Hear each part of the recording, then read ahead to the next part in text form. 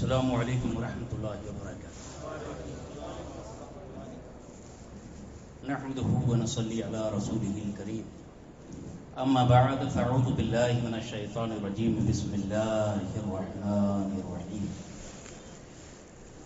یا ایها الذین آمنوا اتقوا الله وكونوا مع الصادقین. صدق الله العلی العظیم وصدق رسوله النبی الامین المتین الکریم. ونحن على ذلك لمن الشاهدین والشاکرین والحمد للہ رب العالمین. ان اللہ وملائکتہ یصلون علی النبی یا ایہا الذین آمنوا صلوا علیہ وسلموا تسلیما. اللہم صل علی سیدنا و مولانا محمد وعلی آل سیدنا و مولانا محمد وبارک وسلم صلاۃ و سلام علیک یا رسول اللہ وعلی آلک و اصحابک یا نور اللہ صلی اللہ تعالی علیہ وسلم. حاضرین محترم، آج ہم عرس چہلم جو سیدی سرکار حضور اشرف العلماء علیہ رحمۃ رضوان کا منایا جا رہا ہے اس میں شریک ہیں. لیکن یہ صرف عرس چہلم ہی نہیں ہے، بلکہ یہ تو کئی بزرگوں کی نسبت کا ایک پیارا سا گلدستہ ہے. ناگپور کے مہاراجا حضور تاج الاولیاء، ان کی بھی آج یہ خاص شب ہے، ان کا عرس مقدس ہے آج. ساتھ ہی ساتھ امین شریعت، سبحان اللہ، امین شریعت علیہ الرحمت والرضوان سے بھی آج کی اس محفل کو نسبت حاصل ہے، اور ان کے ساتھ ہی سیدی سرکار حضور اشرف الفقہاء علیہ الرحمت والرضوان سے بھی نسبت حاصل ہے. اور سنی مسلمان تو نسبتوں والا ہوتا ہے. تو حاضرین گرامی، یہ نسبتیں بڑی کام کی چیز ہوتی ہے. اتنی کام کی چیز کہ آپ ان تین بزرگ شخصیات سے محبت کی ایک ڈور میں کھینچے یہاں تک چلے آئے. میرا یقین ہے کہ آج یہ محبت جہاں آپ کو یہاں کھینچ کر لائی ہے، کل قیامت کے دن انشاءاللہ رسول پاک کے قدموں میں لے جا کر رکھے گی. کیوں؟ اللہ کے رسول صلی اللہ تعالی علیہ وسلم کی بارگاہ پاک میں ایک صحابی رسول آتے ہیں. بخاری شریف میں یہ حدیث ہے، مسلم شریف میں بھی موجود ہے. اعرابی، دیہات کے رہنے والے کو کہا جاتا ہے. تو ایک اعرابی صحابی حضور کی بارگاہ میں آئے اور عرض کرنے لگے، متی الساعۃ یا رسول اللہ، سرکار قیامت کب آئے گی؟ قیامت کب آئے گی؟ آقا حضور پاک صلی اللہ تعالی علیہ وسلم نے ارشاد فرمایا، ما اعددت لها، قیامت کے بارے میں پوچھتے ہو اور کچھ تیاری بھی کی ہے قیامت کے لیے؟ صحابی تھے وہ، کیا چاہتے تو یہ بھی کہہ دیتے کہ سرکار میں 5 وقتہ نماز پڑھتا ہوں، مدینہ پاک میں آ کر نماز پڑھتا ہوں، اور وہ مسجد نبوی جس میں ایک کے بدلے 50,000 ملتا ہے وہاں نماز پڑھتا ہوں، امام الانبیاء سرکار آپ کی اقتداء میں نماز پڑھتا ہوں، پھر مجھے کس چیز کا خوف ہے، کس چیز کا ڈر ہے؟ لیکن نہیں، نہ طاعت پر، نہ تقوی پر، نہ زہد و اتقاء پر ہے. ہمارا ناز جو کچھ ہے محمد مصطفیٰ پر ہے. صحابی تھے، وہابی نہیں تھے. ڈنکے کی چوٹ پر انہوں نے عرض کیا حضور کی بارگاہ میں، انی احب اللہ ورسولہ. نمازیں پڑھی ہے لیکن اس کو نہیں پیش کیا، روزے رکھے نہیں پیش کیا، حج و زکات کی ہوگی نہیں پیش کیا. پیش کیا تو کیا کہ میں اللہ سے پیار کرتا ہوں، رسول اللہ سے محبت کرتا ہوں. اللہ کے رسول نے یہ نہیں فرمایا کہ جاؤ اللہ اللہ کرو، جاؤ چلا کشی کرو، جاؤ ادھر ادھر گھومتے رہو، نہیں، بلکہ آقا حضور پاک صلی اللہ علیہ وسلم نے اپنے صحابی کے اس عقیدے اور طریقے پر اپنی مہر نبوت سے تصدیق عطا فرماتے ہوئے ارشاد فرما دیا، المرء مع من احبا، جاؤ خوشی مناؤ. دنیا میں انسان جس سے محبت کرے گا قیامت میں اس کا حشر اسی کے ساتھ ہوگا. آج آپ یہاں پر آئے، حضور تاج الاولیاء کی محبت میں آئے. قیامت میں ہم عرض کر سکتے ہیں، میرے مولا، لاک ڈاؤن تھا، کرونا کا مہاکال چالو تھا، مہاماری کی بہت زیادہ ہی دردشا تھی، लोग घरों में दुखे पड़े हुए थे और सोशल डिस्टेंसिंग का बहुत पालन किया करते थे, फेस मास्क लगाकर फिरा करते थे, लेकिन सिर्फ एक ताजुल औलिया का उर्स सुना तो घर को छोड़ा, अबू मियां की मस्जिद में आकर बैठ गए। हुजूर अमीन शरीयत की निस्बत सुनी, आ गए यहाँ पर। हुजूर अशरफुल फुखा का नाम सुना, कोई नासिक से आ रहा है, कोई मालेगांव से आ रहा है, कोई कहां से आ रहा है तो कोई कहां से आ रहा है। देखो ये एक शमा के परवाने पूरी दुनिया से यहीं पर उड़कर एक मरकज अकीदत पर जमा हो गए। अल्लाह ताला ने क़यामत में और आखिरत में जो इनाम देना है वो देना है, लेकिन खुदा का इनाम कितना बड़ा होता है कुछ अंदाजा भी है? अरे साहब, आपका यहां आना मकबूल हो गया इसलिए कि अमीन शरीयत की मोहब्बत में आए। अमीन शरीयत ने अपना नबीरा आपको अता कर दिया, उन्हीं की क़यादत, उन्हीं की सरपरस्ती में आज का ये इजलास हो रहा है। पता चला जिनसे हमने अपनी दिन की दुनिया को वाबस्ता किया था, उन्होंने हमारी दिलों की रोशनी के लिए हुजूर हम्माद मियां को यहाँ भेज, हुजूर ताजुल औलिया, सुभान अल्लाह, रे उनकी नगरी में आ गए। यही हमारे लिए किस्मत का बेड़ा पार है। हुजूर ताजुल औलिया वहीं से नजरे करम फरमा रहे होंगे और क्या ताज अता फरमा देंगे। बस यही एक गुजारिश है, सरकार बड़ी दूर से आए हैं, लेकिन जो भी जिस भी मुसीबत में परेशानी में मुब्तला है, सभी की सारी परेशानियां दूर हो जाए। किसी के घर में कोई बीमार है, कोई परेशान हाल है, कोई मफलूकुल हाल है, हर एक की बिगड़ी बन जाए, हर एक खुशो खुर्रम हो जाए, यही एक आस उम्मीद लेकर आए। अल्लाह तबारक व तआला इन मुक़द्दस हस्तियों के सदक़े में सबकी बिगड़ी बना दे, सबकी नैया पार लगा। दोस्ताने गिरामी, हुजूर अशरफुल फुक़हा की मोहब्बत में उनका पूरा कुंबा कबीला, सारी फैमिली यहाँ पर मौजूद है। अल्लाह तबारक व तआला इन गौहरे नायाब और इन जवाहिर आबदार की उम्रों में बरकतें अता फरमाए और अपने आबा व अजदाद की अमानतों का सच्चा अमीन बनाए और उनका पैगाम सारी दुनिया में आम करने के लिए उनको लियाकतो, सलाहियतों, काबिलियत से सरफराज फरमाए। हाज़रीन, हुजूर ताजुल औलिया एक मजसूब किस्म के थे, लेकिन एक बात पक्की है, अल्लाह ताला बगैर इल्म के किसी को विलायत देता ही नहीं। जो आलिम होगा वही वली होगा, बगैर इल्म के विलायत मिलने वाली नहीं। अब आप बोलेंगे कि हुजूर ताजुल औलिया कौन से मदरसे से फारिग है, उनके पास कहाँ का सर्टिफिकेट है? साहब, आपने मेरी बात का कुछ गलत मतलब ले लिया। मैंने ये तो नहीं कहा कि अल्लाह तबारक व तआला किसी आलिम ही को वली बनाता है और जिसने इल्म हासिल नहीं किया उसको वली नहीं बनाता, ये नहीं कहा मैंने। बल्कि अल्लाह ताला जब इल्म देता है तो जब उसको विलायत देता है तो आलिम को देता है, और किसी को विलायत देना हो वो आलिम ना हो तो उसको इल्म लदुन्नी से मालामाल कर देता है। हजरत सुभान, बहुत बड़े मुहद्दिस अब्दुल्लाह इब्ने मुबारक रज़ी अल्लाह तआला ने एक मर्तबा गुजर रहे थे दरिया किनारे से, तो देखा कि एक बच्चा है जो घरौंदे बना रहा है, पैर रखकर उस पर मिट्टी थाप कर पैर निकाल लिया जाता है। जानते हैं ना ये बच्चों का खेल, इसको घरौंदे बनाना ये कहते हैं। फिर उसके बाद थोड़ी देर पर लात मार कर वो घरौंदा तोड़ देता है। हजरत अब्दुल्लाह इब्ने मुबारक जलीलुल क़द्र मुहद्दिस वली कामिल वहां से गुजर रहे हैं। सोचा कि बच्चे को सलाम कर दूं, सोचा नहीं बच्चा तो है खेल में मशगूल है, क्या सलाम किया जाए, आगे बढ़ गए। फिर तंबीह हुई, अरे रसूलुल्लाह की सुन्नत को छोड़ रहे हो। हजरत अब्दुल्लाह इब्ने मुबारक वापस आए और फरमाते हैं, अस्सलामु अलैका अय्युहस सबी, ऐ बच्चे तुझे सलाम। बच्चे ने पलट कर कहा, वालेकुम सलाम या अब्दुल्लाह इब्ने मुबारक। वालेकुम सलाम या अब्दुल्लाह इब्ने मुबारक।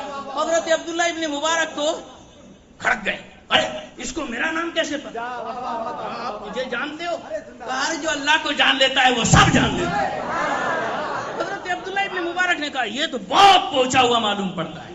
آج کل تو 10 انگلی میں 20 انگوٹھی پہننے والے، آڑے ٹیڑے سوٹے لینے والے اور گانجے کا کش لگانے والے کو بولتے ہیں بہت پہنچا ہوا ہے. بالکل جہنم میں پہنچا ہے، وہی پہنچائے گا، ایسوں کے پیچھے مت جانا. اللہ والوں کے چہرے ایسے ہوتے ہیں. ہاں، ارے اتنے جلدی آپ تھوڑی بھولے ہوں گے، آپ تو حضور اشرف الفقہاء کے ماننے والے ہیں. سبحان اللہ. چہرہ کیا تھا؟ بتاتا تھا کہ یہ یقیناً کسی ولی اللہ کا چہرہ. بلکہ اور ماضی بعید میں جائے، زیادہ دور جانے کی ضرورت نہیں، وہ چہرہ آپ کو سامنے آئے گا کہ چہرہ لگے سہانا. میرے اظہری میاں کا ہر سنی ہے دیوانہ، میرے اظہری میاں کا حضور تاج الشریعہ پیر و مرشد، ان کی شان ہی بڑی نرالی. تو غرض کے معاملہ یہ ہے کہ جو اللہ کو جان لیتا ہے وہ سب کو پہچان لیتا ہے. حضرت عبداللہ ابن مبارک اور بھی چوکنا ہو گئے کہ ہاں یہ واقعی پہنچا ہوا ہے. اب پوچھا ان سے کہ جب آپ اتنے پہنچے ہوئے ہیں، سمجھدار ہیں، پڑھے لکھے ہیں، تو یہ کیا بچوں جیسا کھیل گھروندے بناتے ہیں، خود ہی اس کو توڑ دیتے ہیں، پھر کبھی روتے ہیں تو کبھی ہنستے ہیں؟ کہاں ارے یہ جو کر رہا ہوں نا، یہ فنا بقا کی پریکٹس کر رہا ہوں.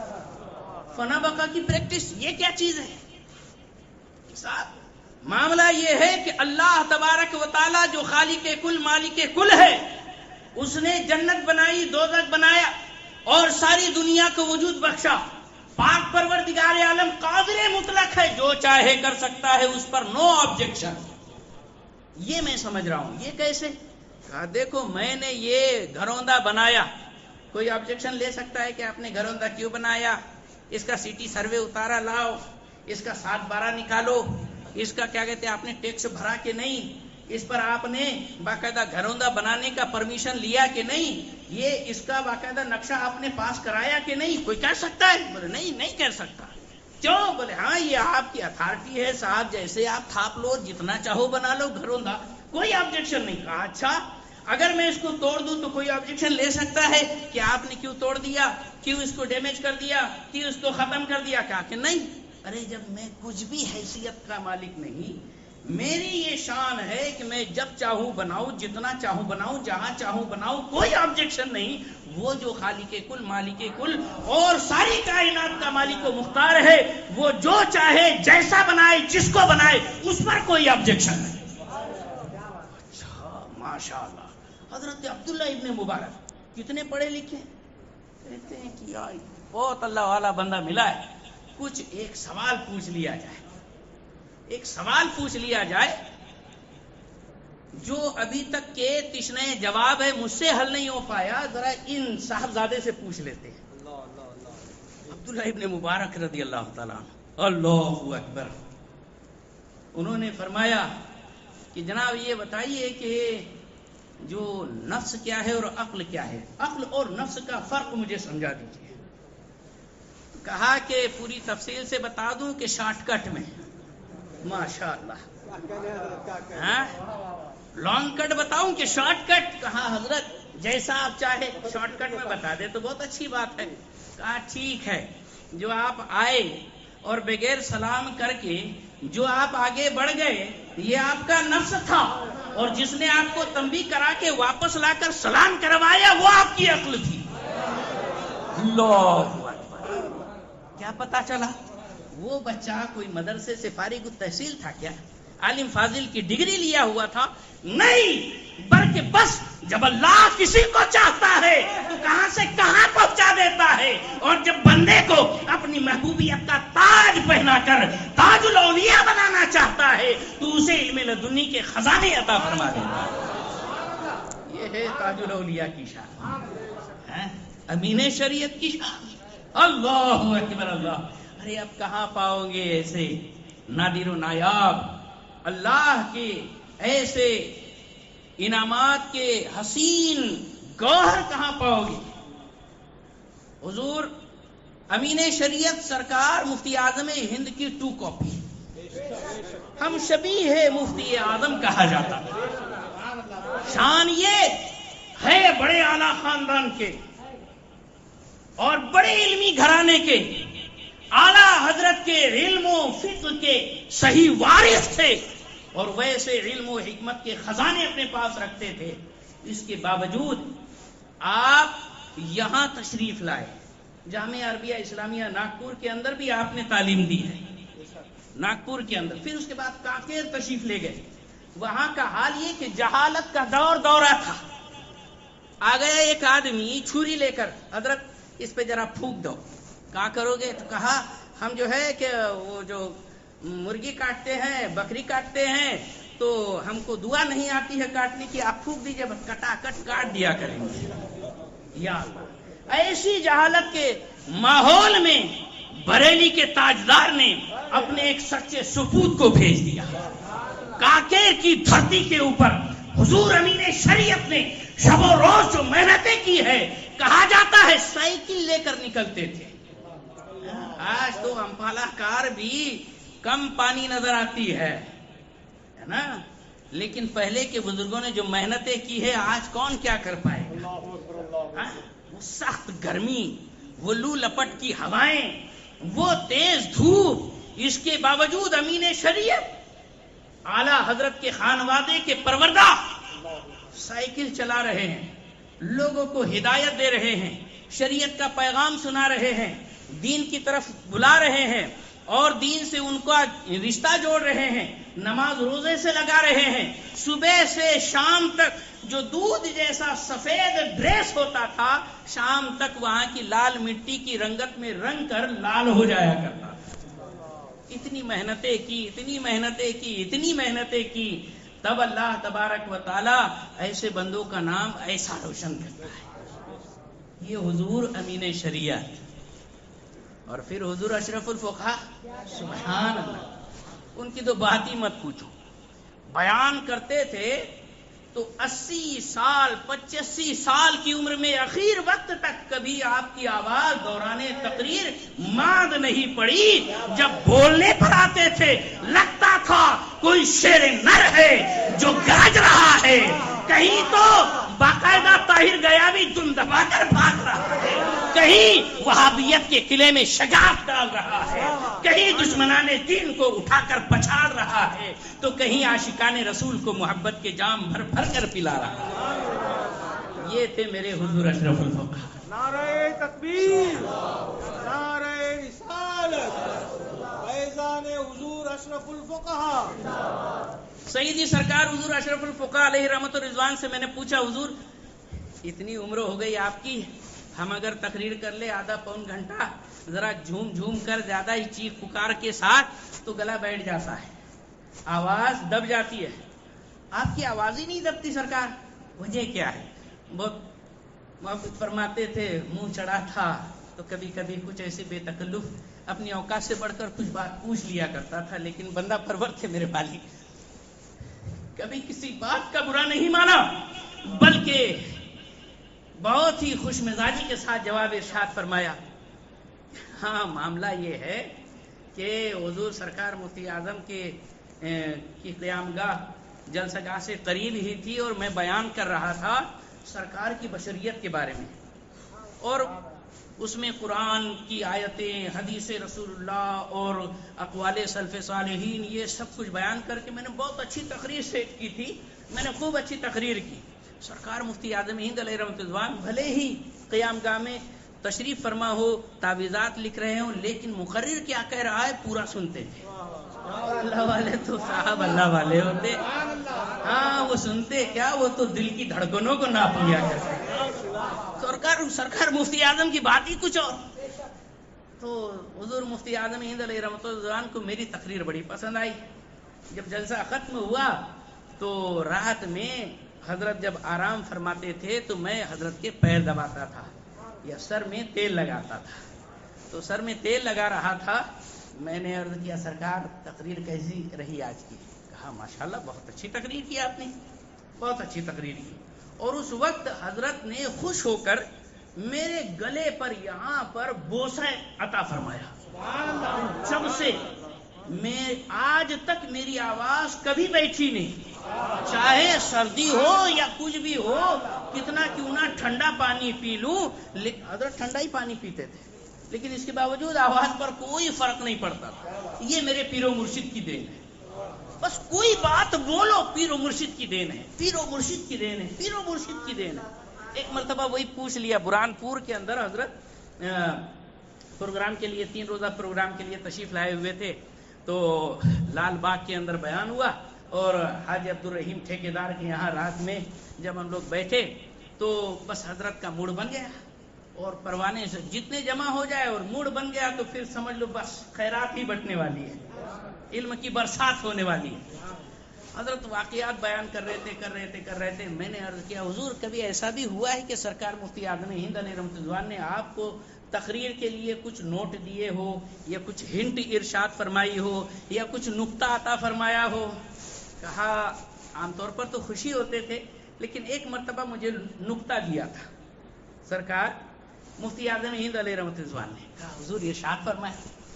کہا کہ وہی میں پروگرام کے بعد حضرت کے پیر داب رہا تھا اور خدمت کر رہا تھا تو حضرت نے فرمایا کہ آپ نے تو بڑی لاجواب بہترین تقریر کی, اگر اس میں انا بشر مثلکم کے تحت اگر یہ کیا کہتے ہیں وہ علامہ رومی رحمۃ اللہ علیہ مثنوی رومی سے مثنوی رومی کا وہ واقعہ 4 چوروں والا بیان کر دیتے تو بہت اچھا ہوتا. تو اور زیادہ تجسس پیدا ہو گیا. آپ کو بھی ہوا نا, سرکار مفتی اعظم نے جو ہنٹ دی ہوگی وہ 4 چوروں والا واقعہ مثنوی مولا روم کے اندر جو مذکور ہے وہ بیان کر دیتے تو اور سونے پر سہاگا ہوتا. تو ایسے مجھے ہنٹ دی تھی. حضرت تو خاموش ہو گئے لیکن جتنے تھے سب کھلبلی مچ گئی. حضرت وہ 4 چوروں والا واقعہ ہے کیا, ذرا بتائیے تو صحیح. تو حضرت یہ ارشاد فرمایا کہ معاملہ یہ ہے کہ حضرت محمود غزنوی رحمۃ اللہ تعالی علیہ کے دور کی بات ہے کہ جب اسلامی سلطنت کے بادشاہ لوگ رات میں رعایا کی نگرانی کرنے کے لیے بھیس بدل کر گھوما کرتے تھے حال چال لینے کے لیے. تو حضرت محمود غزنوی بھی بھیس بدل کر گھوم ہی رہے تھے کہ انہیں اندھیرے میں 4 سائے حرکت کرتے ہوئے نظر آئے. تو سمجھ گئے کہ یہ چور ہوں گے, لیکن چوروں نے جو ان کو دیکھا کہ بڑے ڈیل ڈول اونچے پورے شخص ہیں, کوئی تو ہے, وہ بھی سمجھے کیا بولیں گے چور. چور کیا سمجھے گا, چوری تو سمجھے گا. وہ چاروں نے ان کو چور سمجھا, انہوں نے ان کو چور سمجھا.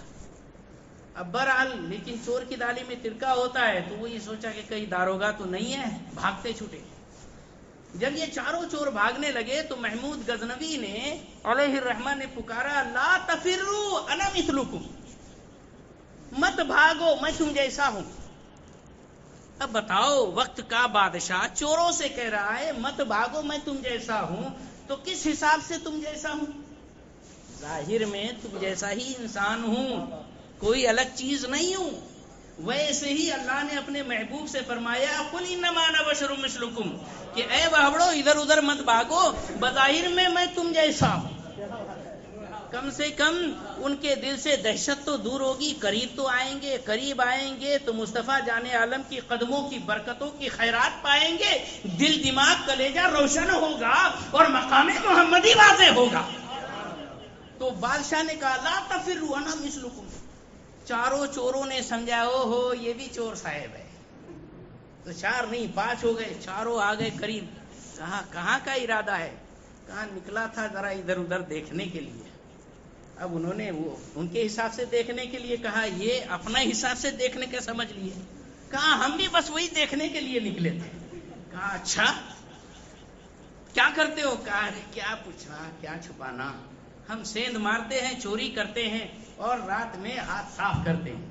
اچھا اب بات میں ایسی بات نکل گئی. حضرت محمود غزنوی سے ایک سے پوچھا کہ تم جو 4 کی جوڑی ہے چوکڑی, ہر ایک میں کچھ کمال ہے کہ بس یوں ہی ملے ہوئے ہو؟ کہا ارے ایک ایک کمال والا ہے.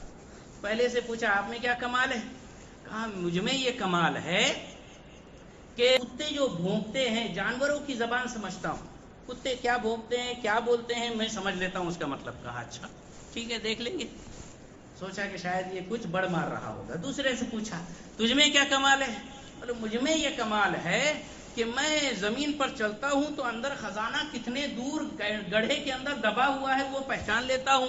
چھت پر چلوں تو پہچان لوں گا کہ خزانہ کدھر ہے. اچھا بیت المال کدھر ہے؟ ٹھیک تیسرے سے پوچھا تجھ میں کیا کلا ہے؟ کہا مجھ میں یہ کلا ہے کہ کھڑی دیوار ہو تو بغیر کمان کے میں چڑھ جاتا ہوں، یہ کمال ہے۔ اچھا۔ چوتھے سے پوچھا تجھ میں کیا کمال ہے؟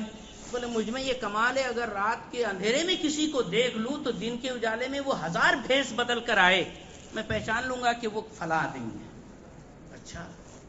چاروں نے پوچھا کہ بھئی آپ نے تو ہمارا گل نکال لیا، ہمارے راز پوچھ لیے، آپ کے اندر کیا کمال ہے؟ تو حضرت محمود غزنوی نے کہا کہ میرا یہ کمال ہے کہ اگر کسی کو پھانسی کی سزا ہو جائے اور میں صرف اپنی داڑھی کو پکڑ کے ہلا دوں تو اس کی سزا کینسل ہو جاتی ہے۔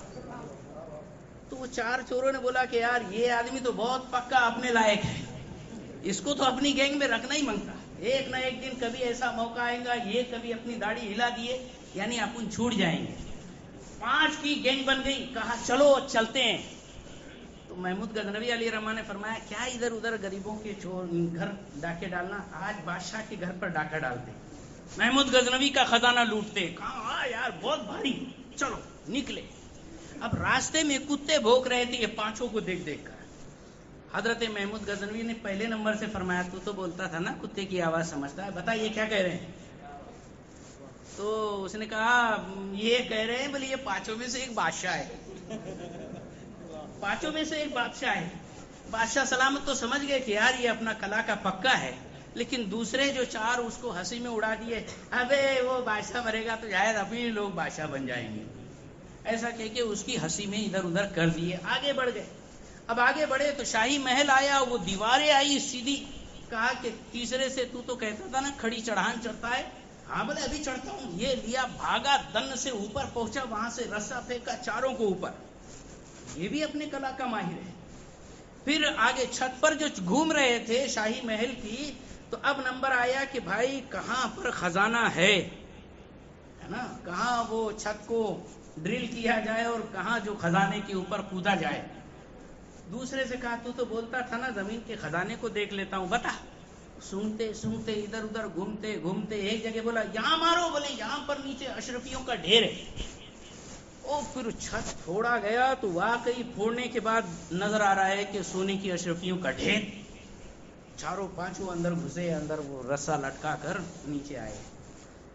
سب نے بڑی بڑی پوٹلیاں باندھی اور پھر ایک اوپر چڑھا، سب پوٹلیاں اوپر اتاری گئی۔ پھر یہ 5 بڑے بڑے گٹھے باہر اتارے گئے، 5 باہر آ گئے۔ باہر آنے کے بعد سبھی نے اپنے سروں پر اٹھایا، بادشاہ سلامت بھی سر پر پوٹلا اٹھا کر جا رہے ہیں۔ جنگل کے اندر اس کو دفن کر دیا گیا۔ 5 نے، حضرت محمود غزنوی اس میں لیڈرشپ انجام دے رہے تھے، کہا ایسا بڑا پتھر اٹھاؤ کہ 5 کے علاوہ کم بھی ہو تو اٹھ نہ پائے۔ 5 نے بالکل دم لگا کے بڑی سی چٹان اٹھا کر لا کر وہ خزانے کے اوپر رکھ دی۔ کہا کہ دیکھو بادشاہ کے یہاں سیند ماری گئی ہے، کل جو ہے پورے ملک کے اندر ہاہاکار مچے گا، لہٰذا سبھی لوگ گھر پر جاؤ، آرام سے سکھ چین کی نیند لو، اور ہفتہ 10 دن بالکل نارمل رہنا، کوئی کسی سے نہیں ملے گا، اور جب سارے حالات اپنے معمول پر آ جائیں گے اس کے بعد ہم سب آئیں گے اور اپنا اپنا گٹھا اٹھائیں گے اور 9 11 ہوں گے۔ بولے ہاں یہ بہت سپر فائن آپ نے طریقہ بتایا۔ اب لیکن اس سے پہلے سب کے اتے پتے ٹھکانے محمود غزنوی علیہ رحمۃ اللہ نے لکھوا دیے، سب کو رخصت کر دیا۔ فجر سے پہلے ہی جا کر دربار لگ گیا، ہرکاروں کو بلایا گیا، سپاہیوں کو باقاعدہ چٹھی دی گئی، باقاعدہ جاؤ فلاں موقع پر اور فلاں ایڈریس کے اوپر فلاں نام کا چور ہے اس کو پکڑ کے لاؤ۔ فجر کے بعد جیسے ہی اول وقت میں دربار لگا، 4 چور حاضر ہیں۔ حضرت محمود غزنوی اپنی شان و شوکت کے ساتھ تخت شاہی پر بیٹھے ہوئے، 4 چور موجود ہیں، خزانے بھی لے کر آئے گئے۔ کہا تم لوگوں نے سین ماری ہے، تم لوگوں نے یہ کیا ہے، 2 4 ڈنڈے پڑے، سبھی بولنے لگے ہاں ہاں ہم نے ایسا کیا، ہم نے ایسا کیا، چوری بھی ثابت، ثبوت بھی موجود۔ اب آرڈر ہوا کہ ان کو پھانسی پر چڑھا دیا جائے۔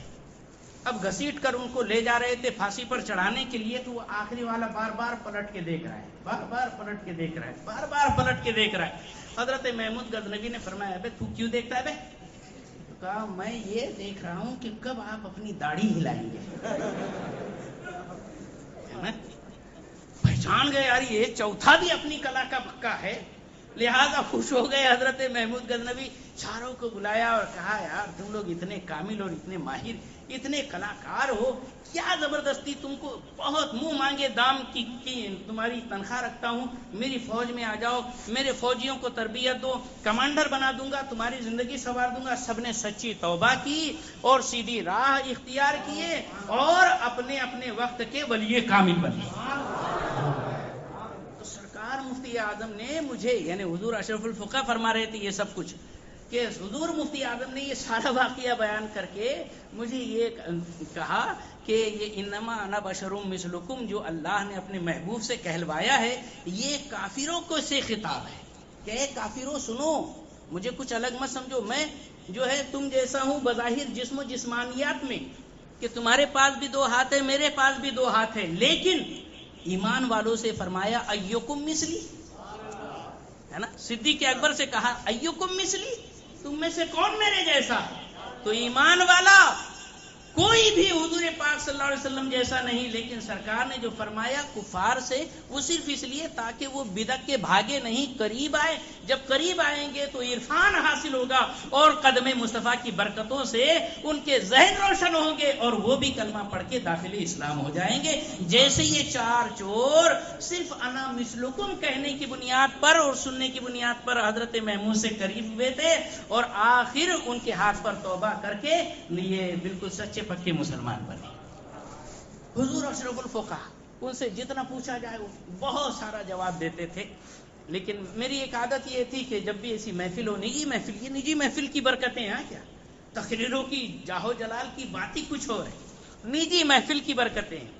کوئی آ گیا جیسا بھی ہو, ارے صاحب بیٹھے ہیں, آپ کو بولنے سے پہلے آپ کے دل کا حال بتاتے تھے. میرے ساتھ تو بہت مرتبہ ایسا واقعہ ہوا, آپ کے ساتھ ہوا یا نہیں ہوا کیا پتہ.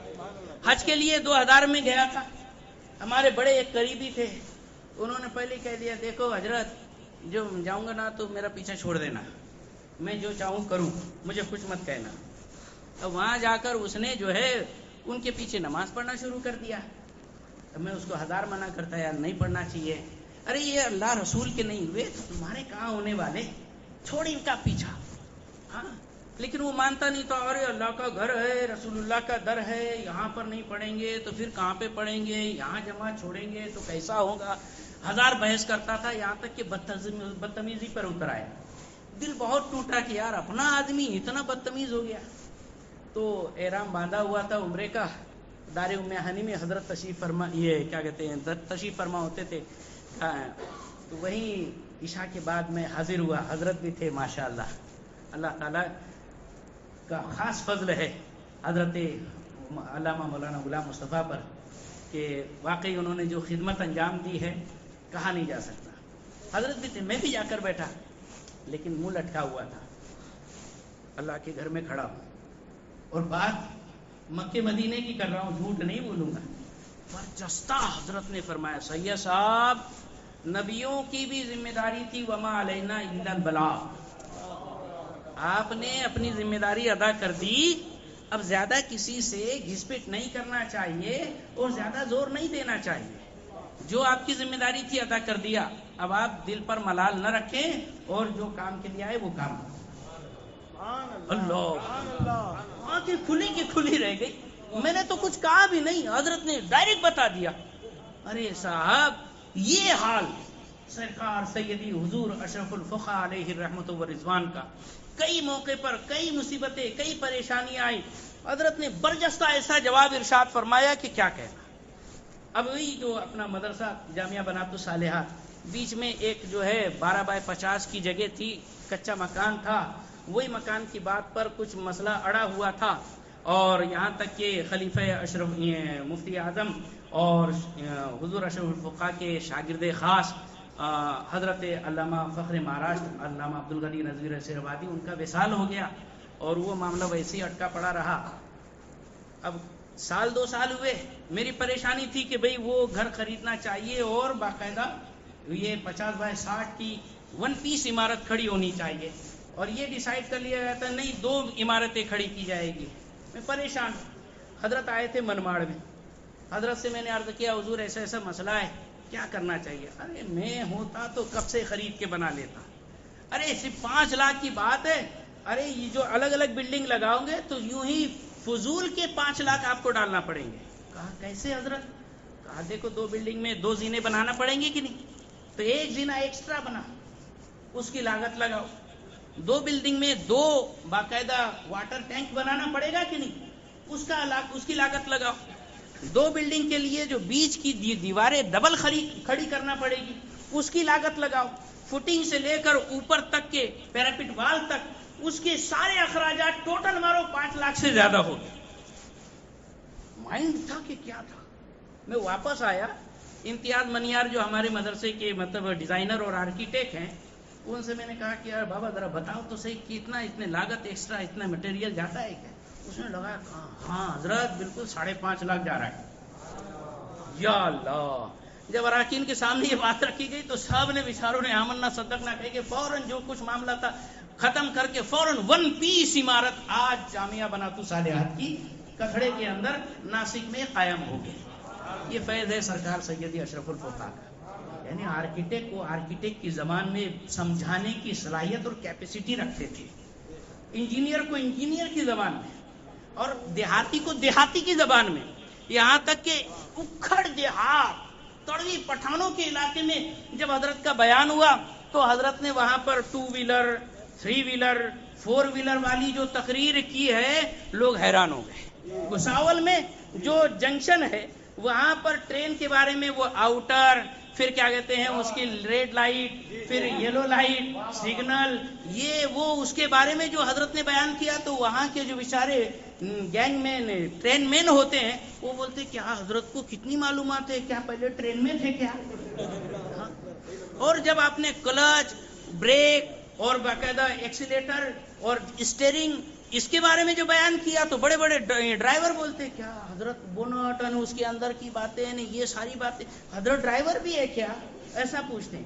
بلکہ ایک بار تو حضرت نے وہ گرم تار ٹھنڈا تار ملانا نہیں, سٹانا نہیں, ہٹانا نہیں, گھٹانا نہیں, اس پر جو بیان کیا ہے, اوپر سے وہ ارتھنگ والا ہے نا, کیا زبردست. ارے سننے کے بعد بڑے بڑے وائر مین کہتے تھے کہ یا اللہ کیا زبردست معلومات ہے, حضرت وائر مین بھی ہے کیا؟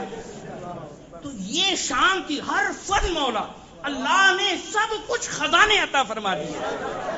ایک ذات تھی لیکن ہما رنگا رنگ خوبیوں کی مالک اللہ نے اپنے خزانے خاص سے حضور اشرف الفقہاء کو خوب خوب نوازا تھا. اللہ تبارک و تعالیٰ کے فضل و کرم سے وہ بڑے دھنی اور غنی تھے. الہ العالمین ان کی قبر اطہر پر مرقد نور پر رحمت و نور کی بارشیں فرمائے اور جنت میں اعلیٰ مقام عطا فرمائے, اور ان کے فیوز روحانی سے قیامت تک تمام وابستگانے سلسلہ کو فیض یاب فرماتے رہے. السلام علیکم ورحمۃ اللہ وبرکاتہ.